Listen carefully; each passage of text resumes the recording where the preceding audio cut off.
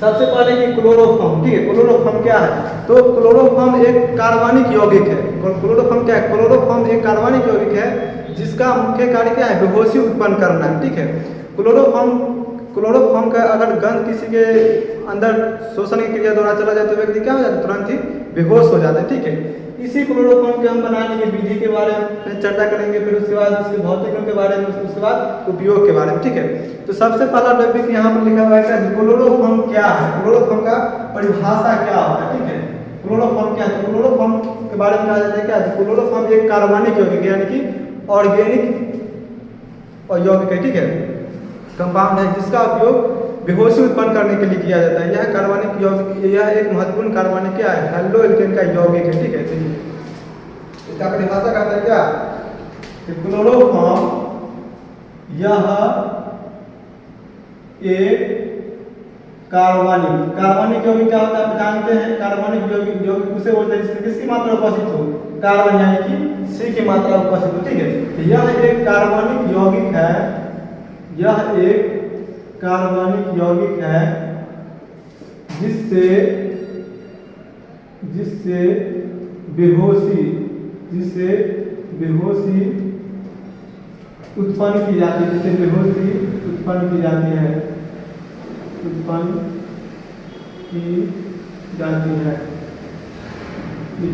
Carbon chloroform एक कार्बनिक यौगिक है जिससे बेहोशी उत्पन्न की जाती है। यानी कि क्लोरोफॉर्म को अगर किसी भी प्राणी को, ठीक है, प्राणी को हम मान लीजिए कोई व्यक्ति है उसको हम सुंघा दें तो व्यक्ति क्या हो जाएंगे?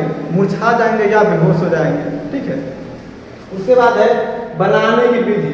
क्लोरोफॉर्म को हम किस विधि के द्वारा बना सकते हैं, इसकी प्रक्रिया क्या है, ठीक है, इनकी रासायनिक अभिक्रिया क्या है? तो इसे हम मीथेन से क्या कर सकते हैं? प्राप्त कर सकते हैं। किसको? क्लोरोफॉर्म को। मीथेन का सूत्र होता है CH4, ठीक है। यह 3 चरणों में जब हम मीथेन की अभिक्रिया क्लोरीन के साथ सूर्य के प्रकाश में उपस्थित करवाएंगे तो 3 चरणों में जब यह अभिक्रिया होगा तो तीसरा चरण में हमको क्लोरोफॉर्म प्राप्त होगा, ठीक है। CHCl3 क्लोरोफॉर्म का सूत्र होता है क्या? CHCl3, इसी को बोलते हैं क्लोरोफॉर्म। क्या बोलते हैं? क्लोरोफॉर्म। CHCl3 क्या बोलते हैं? क्लोरोफॉर्म बोलते हैं, ठीक है। ये आधा का होगा। CHCl3 क्या बोलते हैं? क्लोरोफॉर्म। तो CHCl3 को आप किस ट्रिक के माध्यम से याद कर सकते हैं वो हम आपको ट्रिक इसके बीच वाले वीडियो में हम बताएंगे, ठीक है, वीडियो के पीछे बताएंगे। तो सबसे पहले हम क्लोरोफॉर्म बनाने की विधि पर विचार करते हैं, ठीक है। तो क्लोरोफॉर्म मीथेन की अभिक्रिया क्लोरीन के साथ सूर्य की प्रकाश यानी कि सनलाइट या सूर्य प्रकाश, ठीक है, इसको बोल सकते हैं सूर्य प्रकाश। जब हम सूर्य की प्रकाश की उपस्थिति में अभिक्रिया करवाते हैं तब किसका निर्माण होता है? यहाँ से एक हाइड्रोजन यहाँ से गायब होगा, एक क्लोरीन यहाँ से गायब होगा, तो यहाँ कितना बचा? CH3 और एक क्लोरीन यहाँ इसके साथ जुड़ गया, ठीक है। तो CH3Cl प्लस क्या? HCl, ठीक है। अब हमको प्राप्त क्या करना है? CaCl3 प्राप्त करना है। तो क्या करेंगे? इसकी फिर अभिक्रिया क्लोरीन के साथ हम करवाएंगे। किससे अभिक्रिया? CH3Cl की अभिक्रिया हम क्लोरीन के साथ दोबारा करवाएंगे। देखिए CH3Cl की अभिक्रिया किसके साथ? क्लोरीन के साथ। किसकी उपस्थिति में? सूर्य की प्रकाश की उपस्थिति में, सूर्य प्रकाश की उपस्थिति में, ठीक है। सूर्य प्रकाश की उपस्थिति में करवाएंगे तो एक हाइड्रोजन यहाँ से क्या होगा? एक क्लोरीन यहाँ से, तो यहाँ से एक हाइड्रोजन CH2 और यहाँ पर देखिए यहाँ पर एक क्लोरीन यहाँ है, 2 क्लोरीन यहाँ है, एक क्लोरीन यहाँ से क्या होगा? तो यहाँ पे क्या बचेगा? Cl2, एक क्लोरीन, 2 क्लोरीन यहाँ, ठीक है, एक क्लोरीन यहाँ, यानी कितना? 3 क्लोरीन, एक क्लोरीन हाइड्रोजन के साथ चला गया, इधर आ गया HCl, तो बचा यहाँ पर कितना? 2 क्लोरीन, यहाँ CH2Cl2 कर दिए, ठीक है। हमको प्राप्त क्या करना है? CaCl3 प्राप्त करना है। तो एक अभिक्रिया और करवाएंगे किसके साथ? क्लोरीन के साथ, ठीक है। CH2Cl2 को, ठीक है, CH2Cl2 प्लस Cl2, सूर्य की प्रकाश, सूर्य प्रकाश। तब क्या होगा? एक हाइड्रोजन यहाँ से और एक क्लोरीन यहाँ से, तब यहाँ पर क्या होगा? CH और यहाँ 4 क्लोरीन है, Cl2, तो यहाँ Cl3 प्लस HCl, क्योंकि एक हाइड्रोजन यहाँ से गायब हो गया, एक क्लोरीन यहाँ से। यहाँ पर जब 4 क्लोरीन है तो एक क्लोरीन यहाँ गायब हो गया, तो कितना क्लोरीन यहाँ पर बच गया? 3 क्लोरीन, इसलिए हम यहाँ पर क्या लिखे Cl3 लिखे, और HCl हमारा क्या हो गया यहाँ पर एक साइड, और Cl3 यहाँ हमको क्या हो गया प्राप्त हो गया, यानी कि क्लोरोफॉर्म।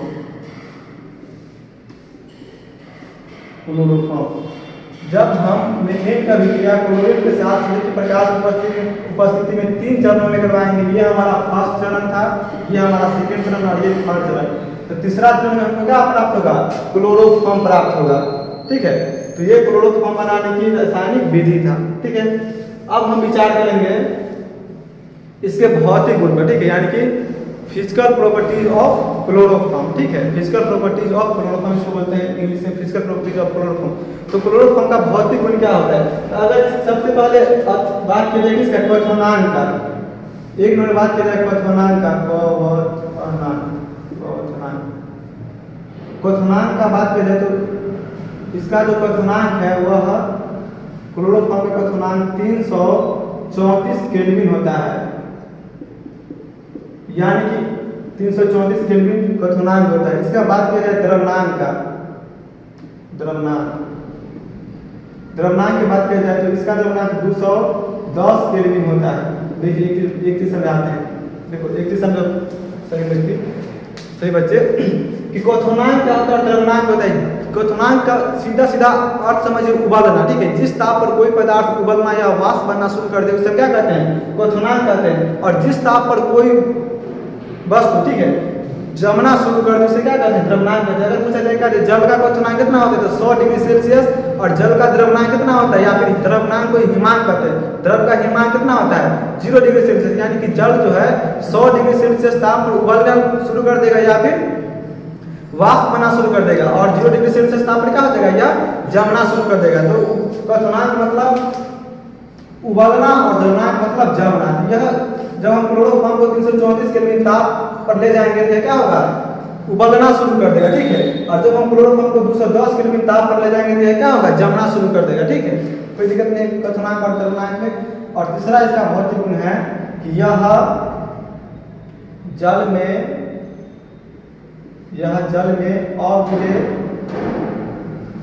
अविलेय तथा कार्बनिक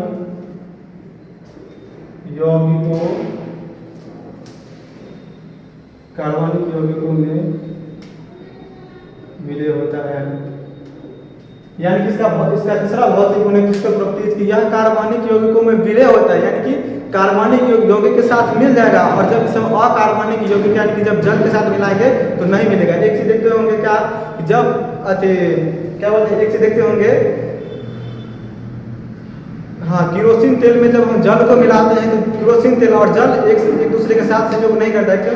क्योंकि केरोसिन तेल हमारा कार्बनिक यौगिक है। ठीक है, और हमारा जल क्या है? अकार्बनिक यौगिक है, इसलिए ये दोनों सहयोग नहीं करते। देखिए जब हम केरोसिन तेल को पेट्रोल में डालते हैं तो पेट्रोल के साथ क्या हो जाता है? घुल मिल जाता है, यानी कि पेट्रोल और केरोसिन तेल दोनों कार्बनिक यौगिक है, यानी कि कार्बनिक दोनों मिल गए। और वहाँ केरोसिन तेल और जल हमारा अकार्बनिक है और केरोसिन तेल हमारा कार्बनिक है, तो यहाँ पर ये दोनों नहीं मिला। इसीलिए यहाँ पर इसका वही चीज यहाँ पर क्या, यह जल में अविलय होता है, यानी कि जल हमारा अकार्बनिक यौगिक है, तो जल के साथ क्या होता है? यह अविलय, यानी कि नहीं घुलता है, नहीं मिलता है। और कार्बनिक यौगिक मान लीजिए जैसे में बेंजीन हो गया, ईथर हो गया, अल्कोहल हो गया, तो उसके साथ क्या हो जाता है? घुल मिल जाता है, या फिर उसके साथ मतलब विलयन बना लेता है। ठीक है, तो ये है इसके 3 भौतिक गुण। ठीक है, इसके 3 है भौतिक गुण। उसके बाद यह क्या होता है? तो यह एक अज्वलनशील होता पदार्थ है। चौथा अगर इसके भौतिक गुण की बात किया जाए तो यह अज्वलनशील होता है, अज्वलनशील पदार्थ है।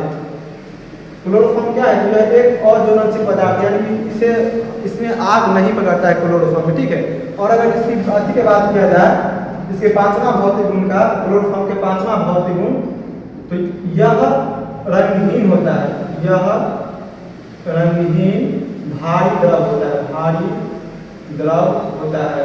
ठीक है, अगर इसके 5वां गुण की बात की जाए तो यह एक रंगहीन तथा भारी द्रव होता है। ठीक है, यानी कि इसका कोई रंग नहीं होता है, लेकिन इसके द्रव्यमान क्या होते हैं? थोड़ा भार होता है। ठीक है, यानी कि थोड़ा ज्यादा इसमें वजन होता है। ठीक है, अगर इसको उपयोग की बात किया जाए तो इसका तो एक उपयोग आप सभी लोग जानते हैं क्या, जिसका एक मतलब जो सबसे प्रसिद्ध उपयोग है वो क्या है, बेहोशी उत्पन्न करने में। इसका सबसे मतलब ज्यादा उपयोग किसमें किया जाता है, बेहोशी उत्पन्न करने में, ये बात फेमस है, ठीक है। इसके उपयोग की अगर पहला बात किया जाए तो बेहोशी उत्पन्न करने में, बेहोशी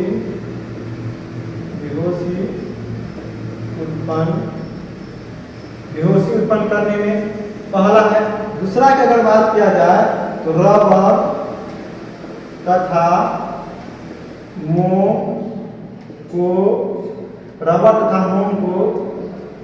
घुलाने के लिए विलायक के रूप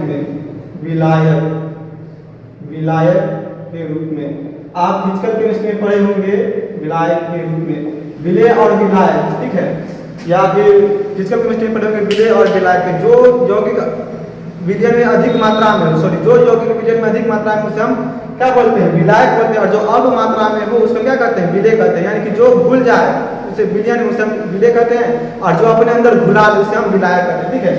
तो वहां पर इसका उपयोग विलायक रूप में किया जाता है, यानी कि रबर तथा मोम को क्या करता है, अपने अंदर में घुला लेता है, ठीक है। और इसका तीसरा उपयोग है निश्चेतक के रूप में,